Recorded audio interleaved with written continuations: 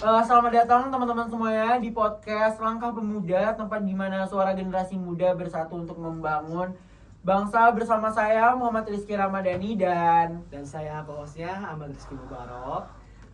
Oke, kita di sini akan ngobrol bareng soal hal yang sangat penting dan relevan, yaitu kontribusi pemuda dan kemajuan bangsa.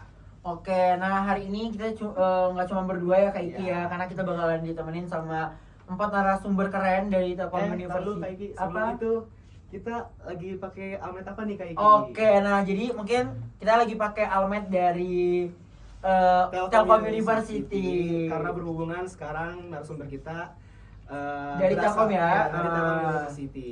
Oke, mungkin langsung aja kita sambut, ini dia 4 narasumber kita dari Telkom University. Silakan masuk, duduk. Oke, silakan nih, selamat datang semuanya. Oke. Tuh, keren semua ya. Iya. Lo udah mirip-mirip semua nih bajunya. Jadi kita, karena kita juga kan anak Telkom juga ya kayak kita ya. sendiri anak Telkom. Ya. Ya. Mungkin sebelum mulai aku mau teman-teman semua di sini perkenalan diri dulu. Mungkin dari kakak yang disebut saya ini, siapa namanya? Perkenalkan, nama saya Revi Abian Fadilah dari jurusan Sarjana Terapan Teknologi Rekayasa Multimedia. Kakak Revi. Mungkin boleh lanjut nih, sampingnya ada siapa? Ya halo, perkenalkan, nama aku Muhammad Zaidan Fatih, sama kayak Revi, aku dari S1 Terapan Teknologi Rekayasa Multimedia. Kakak Jidan. Lanjut nih Kak Boleh. Iki. Yang di ujung. Oke, saya Dava Nabian dari S1 Terapan Teknologi Rekayasa Multimedia. Lanjut. Perkenalkan, nama saya Muhammad Rizky Jumiasar. Sama saya juga dari S1 Terapan Teknologi Rekayasa Multimedia. Oke, selamat datang nih teman-teman semuanya ya di podcast kita hari ini. Oke, sebelum lanjut ke pertanyaan dari sesuai tema kita, kontribusi pemuda dalam kemajuan bangsa, aku pengen nanya-naya dulu nih tentang jurusan kalian. nih. Karena kan mungkin teman-teman yang nonton mungkin belum tahu apa itu S1 Terapan Teknologi Rekayasa Multimedia itu sendiri. Mungkin aku pengen minta jawab sama dari Kakak Dapa karena itu alamat kita sama kan. Iya, Jadi sama. aku pengen dia nih yang jawab nih Kak Iki. Boleh tuh Kak Dapa? Boleh untuk Kak Dava, silakan dijawab. Oke, tadi jurusan apa? S1 Terapan Teknologi Rekayasa Multimedia. Iya. Nah, itu tuh tentang mempelajari semua media. Multimedia itu bisa jadi kayak desain grafis, editing video, terus programmer, software engineer, terus sama UI UX juga dipelajari. Oke. Pokoknya tentang media deh. Banyak banget ya Kak Iki ya pelajarannya ya. Banyak. Mungkin Kak Iki ada mau nanya-nanya nggak ke mereka ini? Oke, aku pengen nanya nih. Ya. Kalian kan dari jurusan multimedia ya. Hmm. Otomatis saya tadi juga gua dengar ada programming kayak gitu. Ya. Menurut kalian sesusah apa sih? Ya, tingkat kesulitannya ya. Tingkat kesulitan jurusan kalian itu segimana gitu menurut Ya kalian? dari 1 sampai 10 aja nih. Iya. Ya. Boleh dari Kakak Revi dulu Ya deh. Kakak Satu- Revi, satu orang, satu orang. mari. Menurut saya tingkat kesulitannya itu cuma 2 aja ya, nggak terlalu sulit karena sudah ada basic lah. Ada basicnya ya. Oke. Oke, mungkin karena dari dulu pas SMA itu udah pernah belajar, jadi ada basicnya lah ya. Jadi nggak kosong-kosong banget ya. Tuh. Oke, mungkin boleh nih Kak Jaidan. Kalau menurut aku sendiri ya, sekitar boleh deh 8,5, ya 8,5 menurut aku ya. Soalnya kalau untuk sulit atau enggaknya subjektif kan sifatnya. Tapi kalau menurut pandangan aku sendiri, ini lumayan susah tapi nggak begitu susah juga. Jadi jatuhnya tengah-tengah. Tapi kenapa aku kasih 8,7 atau 8,5? Ya karena memang ada beberapa mata kuliah yang aku alami di semester ini yang menurut aku lumayan tricky dan lumayan susah. Kalau boleh tahu apa tuh Kak? Yang pasti Alpro itu algoritma pemrograman, kita mengoding-ngoding gitu ya. Sekalipun Oke. itu masih dasar tapi sulit sumpah. Udah sulit ya, sulit Sulit banget. banget. Sulit banget. Iya. Oke, mungkin lanjut aja nih ke Kak Dapa, boleh. Nah, kalau aku sih 50-50 kayak 5/10 lah. Soalnya ada di sisi aku bisa sama enggak. Misal kan kayak desain kreatif itu kan udah mulai dari SMK aku bisa kok kayak gitu. Tapi sama kayak Jaidan, kalau Alpro pemrograman kayak gitu aku masih susah sih, masih belum bisa ngikutin banget. Semoga bisa ya, Semoga bisa. kedepannya bisa ya, karena kan pasti belajar terus kan. Ya. Boleh yang terakhir nih Kakak Yaris. Mungkin dari aku sih 3/10 lah. Karena aku kan basicnya dari SMK, jurusan multimedia. Jadi udah ada basic lah sedikit-sedikitnya. Oke. Mungkin kita lanjut aja nih ke Kak Iki. Oke. Kita langsung masuk aja ke segmen 1 ya. Oke. Menurut kalian, bagaimana kondisi pemuda Indonesia saat ini? Oke, mungkin boleh dijawab nih sama siapa aja nih, boleh. Bapak bisa Dulu menjawabnya. Oke, Kakak Dava lagi nih ya. Iya. Oke, menurut aku tadi apa pemuda untuk saat ini ya? Iya, kondisi Kondisi Muda. pemuda di Itu- Indonesia saat ini. Ada dua sih, ada dua tipe kayak positif dan negatifnya. Kalau positifnya tuh bisa lebih ke kasih tahu tentang teknologi, bisa buat apa dakwah misal gitu teknologinya. Terus kalau misal negatifnya tuh kayak menggunakan teknologi yang salah, misal judol. Judul ya. Pompa-pompa. Tidak baik. Pokoknya itu Oke. tindakan yang nggak baik deh. Oke, bener banget tuh Kak. Jadi kita juga tuh lihat positif dari gerakan sosial, teknologi dan dakwah yang digerakkan oleh anak pemuda. Boleh? Siapa lagi mau menanggapi yang tadi?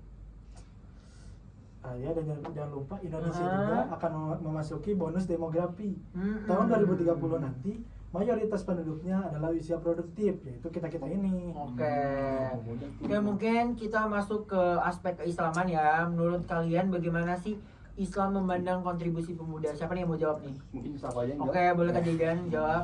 Jadi kalau menurut dalam pandangan agama Islam ya tentang pemuda itu sangat penting banget, malah penting banget. Soalnya karena memang mungkin ya kita bisa melihat jejak sejarah yang ada Rasulullah dulu memang memulai semua ini dari usia tua. Tapi perlu diketahui juga Rasulullah dalam pengembangan agamanya beliau sangat memanfaatkan beberapa orang-orang anak-anak muda. Mungkin salah satu contohnya ya Sayyidina Ali bin Abi Thalib yang pada saat itu masih berusia sekitar ya dia masih muda lah istilahnya sih.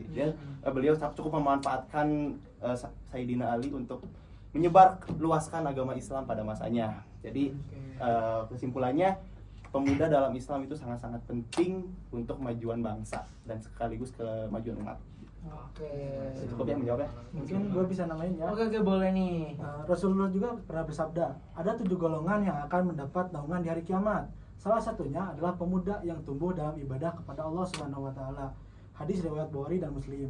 Yang artinya Islam sangat menghargai masa muda yang digunakan untuk kebaikan. Bahkan sejak zaman Nabi, kata Zaidan tadi, para pemuda seperti Ali bin Abi Thalib dan Mu'adz bin Jabal sudah menjadi garda depan dakwah dan pendidikan. Mereka gak tunggu tua untuk berkontribusi. Kayak gitu Kak Iki. Oke, thank you banget ya buat teman-teman yang udah jawab pertanyaan kita. Mungkin Kak Iki ada mau nanya juga kan kalau nggak salah ya? Oke. Kalau bentuk konkret kontribusi itu seperti apa sih? Iya, yang kalian tahu Iya. bentuk kontribusi konkret nih yang kalian tahu tuh apa? Kan boleh nih siapa yang mau jawab? Bisa jawab. Jadi bentuk konkretnya itu bisa lewat inovasi teknologi, berpartisipasi dalam organisasi, dalam kerelawanan, dan juga aktif di masjid. Dan jangan lupa juga literasi digital, media dakwah, dan kewirausahaan sosial. Kita harus jadi solusi, bukan sekedar pengamat. Oke, thank you banget ya Kak Revi buat jawabannya. Penting juga untuk menjaga nilai keislaman dan moralitas di tengah kemajuan zaman. Nah, itu juga yang membedakan pemuda muslim dengan pemuda yang lainnya ya. Karena kan kebanyakan pemuda dari kita itu kan baik-baik ya. Iya, Cuman kita alhamdulillah ya. gak boleh lihat dari ini aja kan, sisi sisi negatifnya. negatifnya. Ya, kita harus melihat dari dua sisi. Oke. Harus lihat dari dua sisi. Oke. Boleh? Lanjut ke segmen keempat nih ya. Oke, apa tuh? Tantangan dan harapan Kak Iki. Oke. Oh iya, saya lupa, sorry. Iya. Oke, saya mau nanya nih Ya. tentang tantangan dan harapan bagi pemuda Indonesia. Boleh? Iya. Siapa nih yang mau jawab nih? Mungkin aku jawab ya. Oke. Mungkin tantangannya lumayan banyak sih. Ada 3 lah. Tantangan besarnya tuh ada hedonisme, narkoba, bahkan judi online. Tapi Tapi dengan dengan- disebutin Kak Dava tadi ya, Iya. judul ya, pompa. Ya, tapi dengan lingkungan yang positif, support system dan iman yang kuat, kita bisa melawan itu semua. Harapan saya, kita bisa jadi generasi yang bukan hanya pintar, tapi juga beradab dan berakhlak Qurani. Kita harus siap memimpin, bukan hanya dipimpin. Begitu Kak Iki. Masya Allah banget ya untuk jawaban teman-teman kita yang hari ini ya Kak Iki ya. keren banget. Luar biasa banget nih obrolan kita hari ini. Sebelum kita tutup podcast kita ya, yang sesingkat ini ya Kak Iki ya, ada pesan bijak nih dari co-host kita Iki. Apa nih? Kawan-kawan, Gunakan masa muda kita sebaik mungkin. Seperti kata pepatah, waktu muda adalah emas. Jika tidak digunakan, maka kita akan menyesal seumur hidup. Nah, teman-teman juga jangan lupa perubahan besar selalu dimulai dari langkah yang kecil. Mari kita menjadi bagian dari solusi, bukan hanya penonton sejarah. Oke nih, sebelum kita tutup, aku mau kita berdua ada jargon yang kayak Iki ya. Jadi kalau misalnya aku ngomong pemuda Indonesia, jangan lupa jawabnya satu pemuda, satu perubahan untuk bangsa dan agama. Kepada bisa kan? Ya, bisa. Bisa. Oke, kita mulai Kak Iki. 1, 2, 3. Pemuda Indonesia, satu pemuda, satu perubahan untuk bangsa dan agama. Oke, mungkin sebelum kita tutup, aku Muhammad Rizky Ramadhani dan Aku Ahmad Rizky Mubarok.